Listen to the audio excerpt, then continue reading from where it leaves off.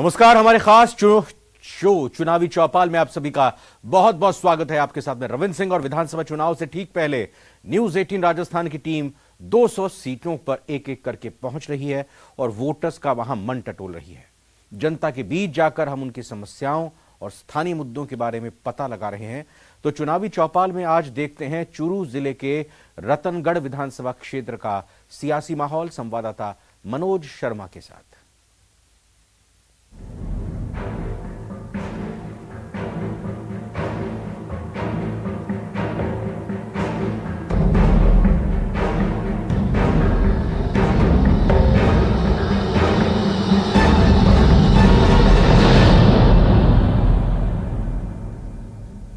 नमस्कार, मैं मनोज शर्मा। आज हम हैं चूरू जिले की रतनगढ़ विधानसभा क्षेत्र में।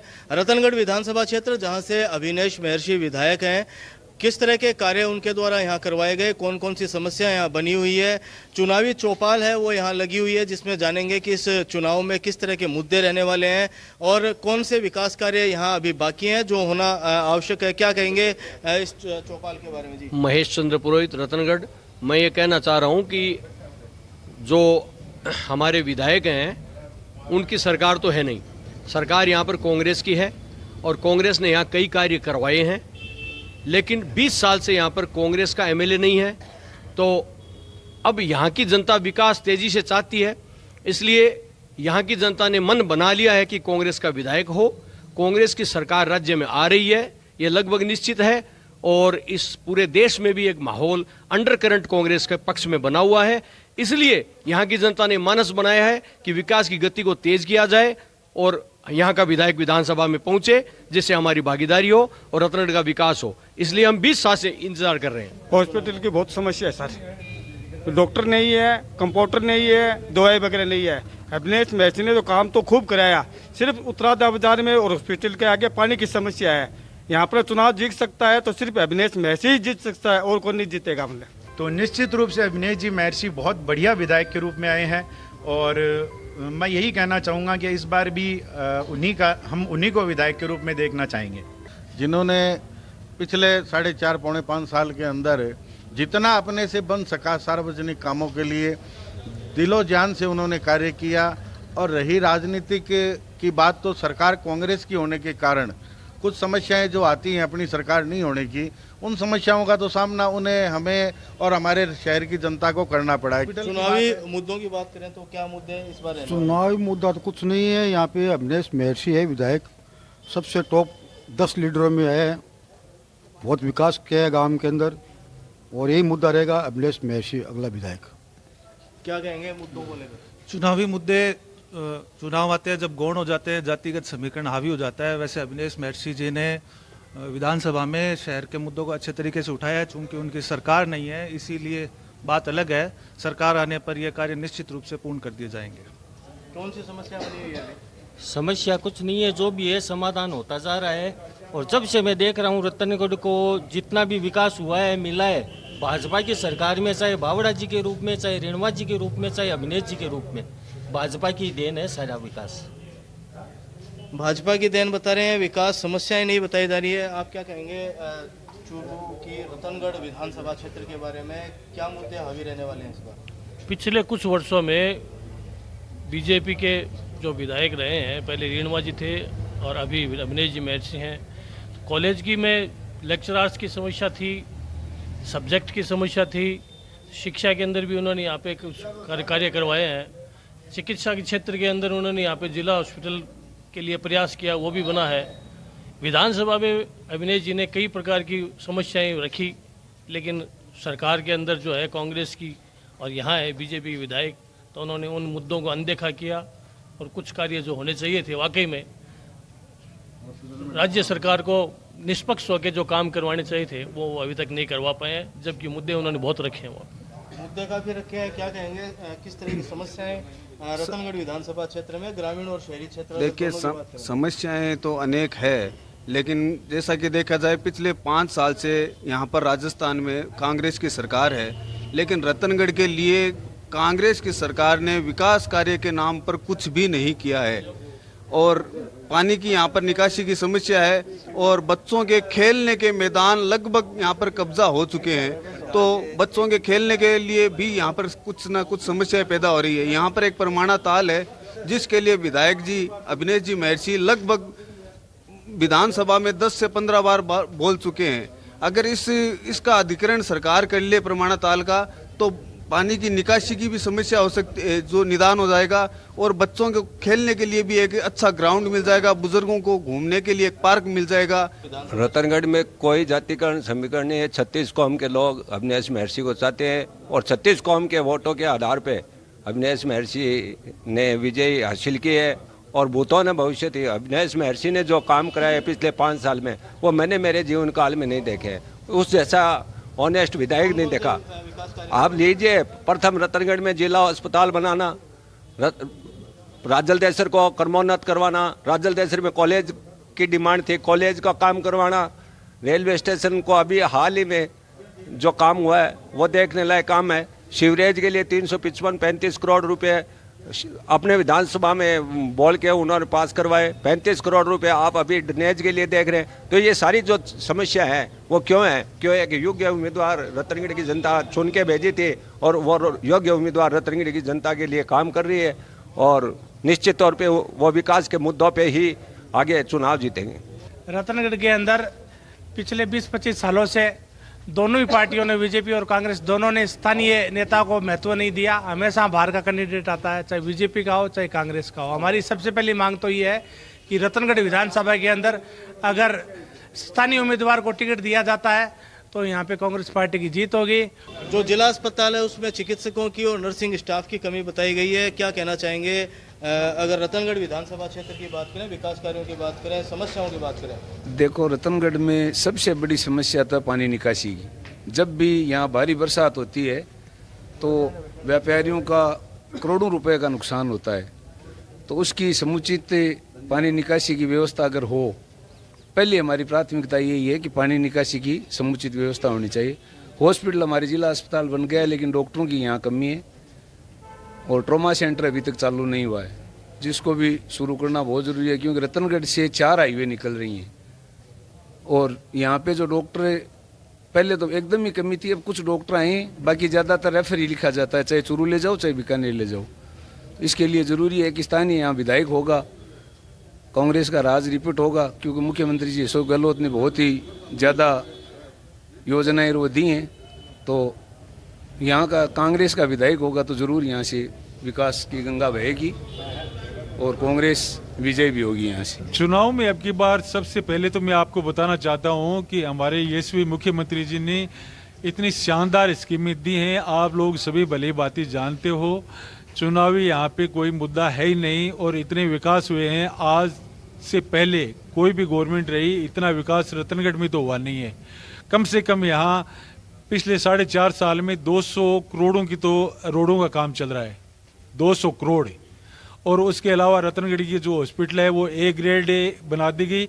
समस्या है कुछ डॉक्टर स्टाफ की, वहाँ से नियुक्ति होती है उसके बावजूद ज्वाइन नहीं करते हैं क्योंकि आउटसाइड होने की वजह से ये दिक्कत जरूर महसूस हो रही है रतनगढ़ में। इसकी हम फील करते हैं और आने वाले टाइम में हमारा प्रयास है कि कैसे भी करके इसको पूर्ति की जाए। दूसरी बात मैं बताना चाहता हूँ आपको, जिले लेवल पे हर जगह इतनी तो यहाँ पे कृषि विद्यालय यहाँ पे बने, किसानों के लिए पानी की जिले में बहुत सारी, तारानगर में कम से कम आज 1000 से ज़्यादा परिवारों को घरों में नहीं खेतों में पानी पहुँच रहा है। JJM स्कीम है वो पूरे जिले के अंदर शानदार पानी के लिए काम चल रहा है हर गांव में। यहाँ पे स्टेडियम में शानदार काम हो रहा है और यहाँ पे जो IIT है उसके अंदर भी विकास के लिए बजट मंजूर हुआ है और पंचायत समिति का नेतृत्व हम कर रहे हैं, उसकी तरफ से भी शानदार अच्छा काम चल रहा है। जहाँ तक मैं समझता हूँ आज तक के इतिहास में इतना शानदार कहीं भी काम नहीं हुआ। आने वाला समय कांग्रेस के लिए बहुत ही अच्छा रहेगा। रतनगढ़ में हमारे विधायक जी ने बहुत अच्छा कार्य करवाया है और ये टिकट के हकदार है और जिला हॉस्पिटल, राजलदेसर में कॉलेज, कई कार्य, बहुत ज़्यादा कार्य करवाए।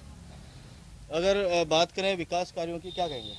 विकास कार्य श्रीमान अभिनेश जी महर्षि ने खूब करवाई है, जैसे ड्रेनेज हुई, सीवरेज हुई। हमारे रतनगढ़ में पानी, मुख्य बाजार में पानी भरता है, ये भयंकर समस्या थी जिससे 36 करोड़ का ड्रेनेज सिस्टम पास करवा कर विधायक महोदय ने बहुत अच्छा कार्य किया है। और भी हर क्षेत्र में अपने कोटे से सरकार के द्वारा विधानसभा में लगातार पुरजोर आवाज़ उठा करके हर कार्य करवाए है और विधायक को हम 10 में से 10 नंबर यहाँ पर देते हैं। अगर समस्याओं की बात करें, समस्या पानी की निकासी की समस्या थी, जिससे व्यापारियों में रोष था और ड्रेनेज के 36 करोड़ रुपए पास करवा कर वो काम अभी शुरू होगा, तो विधायक महोदय ने ये कार्य करवाया है। चूरू रतनगढ़ रोड है वो भी टूटी फूटी। हाँ, उसका काम अभी शुरू हो गया है। आप अभी आए होंगे चूरू से, तो उसका काम शुरू हो गया है।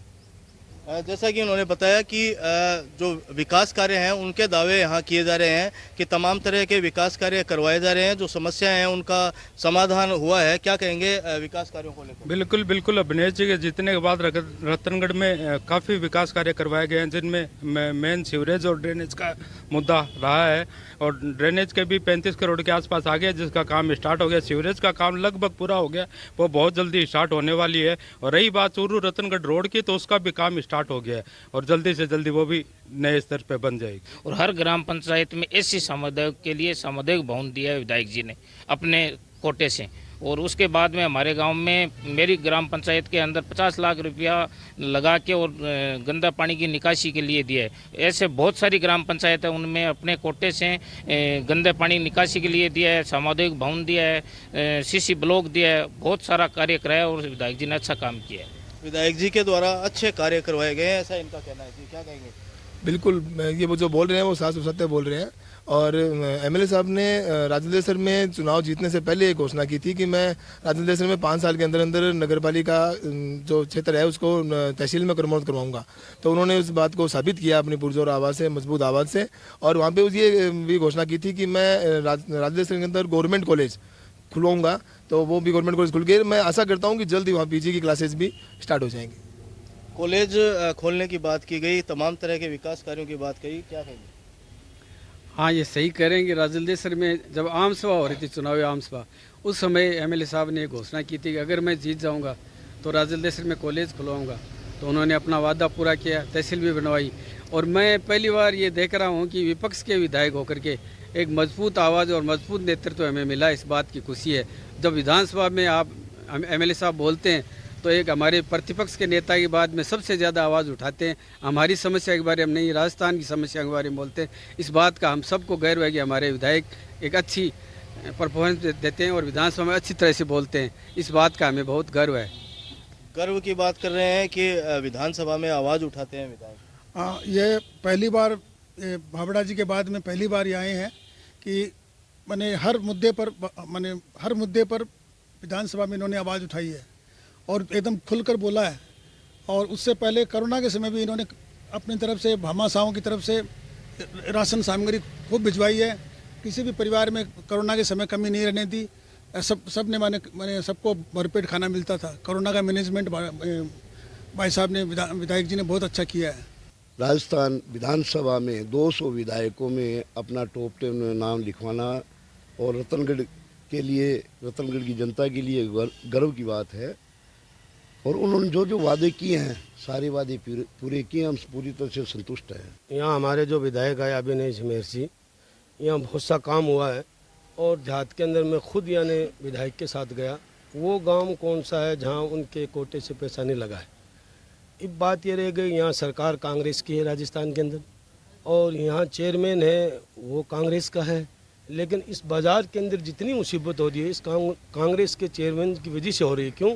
कि यहाँ एक गंदी यानी वो है यहाँ बनी हुई है जोड़ी, उसके अंदर इन लोगों ने यानी चौथे महीने में या पहले महीने में उसकी सफाई नहीं कराते। इसलिए क्या है कि गांव के अंदर ये जो हमारे शहर के जो बाज़ार के जो दुकानदार है वो बड़े परेशान हैं। क्योंकि वहाँ हमारे जितने भी विधायक आए भारतीय जनता पार्टी के इस शहर के अंदर और यहाँ के जो चेयरमैन है, कोई भी विकास के अंदर कमी नहीं आई। आज तक कोई सड़कों के अंदर या किसी बाज़ार के अंदर अगर खुदा की तरफ से, भगवान की तरफ से अगर पानी आता उसका तो कोई सिलसिला नहीं होता है। लेकिन चेयरमैन होते हुए, इनकी सरकार होते हुए आज वो जो गंदगी वहाँ हो रही है उसको सफाई नहीं कराई गई, इसलिए बाज़ार के अंदर दुकानदारों को बड़ी परेशानी हो रही है। और हमारे विधायक वो है हर आदमी के अपने विधानसभा के अंदर आवाज़ उठाते हैं, बहुत अच्छा काम किया है। हमारे भावड़ा जी से लेकर आज तक भारतीय जनता पार्टी के इस शहर के अंदर जो भी विधायक आए वो अपना काम करा, और हर गली के अंदर, हर मोहल्ले के अंदर, हर वार्ड के अंदर भारतीय जनता पार्टी का विकास करा हुआ, कोई कांग्रेस का नहीं कराया। यहाँ विकास कार्य हमारे विधायक जी ने खूब कराया है। चुनाव में कोई मुद्दा नहीं है, सिर्फ कांग्रेस का एक ही मुद्दा है कि अभिनय जी को हटाओ। अभिनय जी विकास पुरुष है, एक विकास की गंगा बही है रतनगढ़ क्षेत्र के अंदर। और रतनगढ़ राजस्थान की सबसे बड़ी पंचायत है, इसमें एक दबंग नेता है जो बोलने वाले हमारे अभिनय जी। हमें सब पूरे क्षेत्रवासियों को गर्व होता है हमारे विधायक जी पर। और यहाँ काम को रोक रखा है जो हमारे नगर पालिका के अध्यक्ष महोदय है, ने काम रोक रखा है। यहाँ पे ईओ साहब को बैठने नहीं देते, 4-5 महीनों से परेशानी हो रही है। सारी रतनगढ़ जनता परेशान है, हमारे पार्षद भाई बैठे हैं ये भी परेशान है, हम लोग सब सारे परेशान है इसकी वजह से। 3 साल से 2.5 साल से इसकी गैनानी की सफाई नहीं हुई है, पूरे व्यापारी भाई परेशान है। नगर पालिका के अध्यक्ष महोदय सबको परेशान कर रखा है, यानी कि अपनी लड़ाई की वजह से पूरी जनता को परेशान कर रखा है। इससे सारी रतनगढ़ की जनता दुखी है। मेरे हिसाब से देखा जाए तो रतनगढ़ में कोई भी आज 20 साल से कोई भी काम नहीं हो रहा है। कोई भी एक ही काम, मेरे को एक ईंट ही लगाई है, वो भी बता दो कि मेरे को वहाँ पे लगाई है। जो भी हॉस्पिटल का काम हुआ है तो हमारे सीएम अशोक जी गहलोत की देन है और हमारे पुजारी जी की देन है। तो अभी कौन कौन सी समस्याएं बनी हुई है? समस्या सबसे ज़्यादा तो समस्या यहाँ पे ये है कि ये हनुमान बालिका है, यहाँ पे पानी इकट्ठा होता है, हॉस्पिटल के सामने पानी इकट्ठा होता है। विकास के मामले में हमारे जननायक जी अशोक जी गहलोत के द्वारा इतने विकास कार्य करवाए गए हैं जिसकी मैं अभी फहरिस्त बताऊं तो लंबी पड़ जाएगी। विकास कार्य इस अशोक जी गहलोत के 2018 से लेकर ये 2023 के कार्यकाल में जितने विकास हुए हैं मैं समझता हूँ किसी भी मुख्यमंत्री ने आज तक नहीं करवाई है। रही बात यहाँ के स्थानीय विधायक जी के बारे में, विधायक जी अपना प्रयास कर रहे हैं, अच्छा कर रहे हैं, शुभ कर रहे हैं, ऐसी कोई बात नहीं है। लेकिन मैं एक दूसरी बात ये कहना चाहता हूँ, जो किसानों की जो फसल बीमा के क्लेम थे, सशक्त नेतृत्व नहीं होने के कारण से आज हमारी सभी विधानसभाओं में सबसे कम जो फसल बीमा का क्लेम आया है वो रतनगढ़ का आया है। हमें बहुत भी दुख के साथ कहना पड़ रहा है कि हमारे किसान भाइयों की कोई भी आवाज़ सुनने वाला यहाँ है नहीं।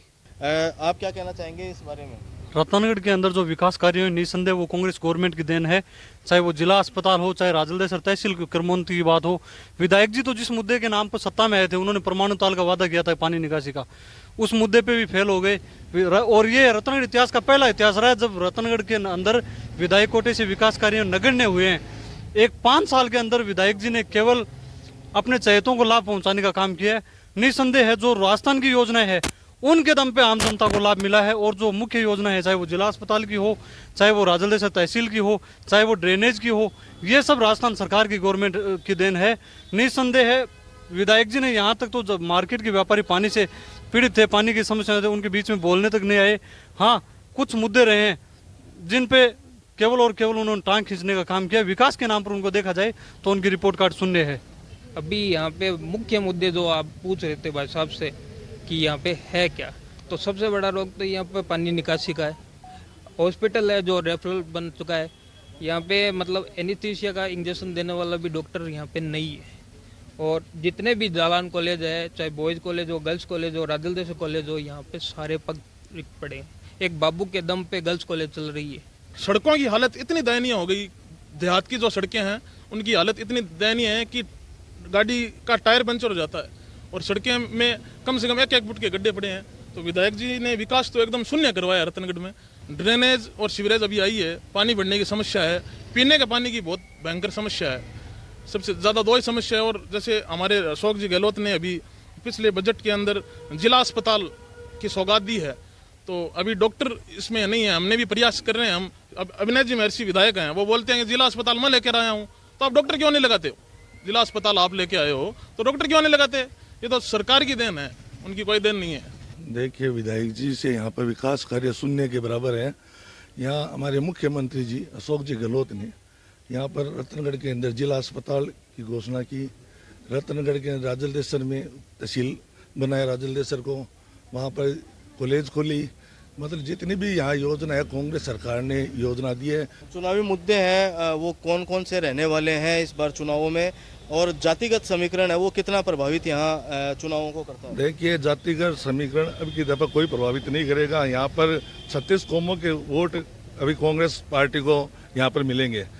आपको मैं बता देता हूँ, हर बार जो मामला जातिगत रतनगढ़ के अंदर आता है वो इस समय नहीं है।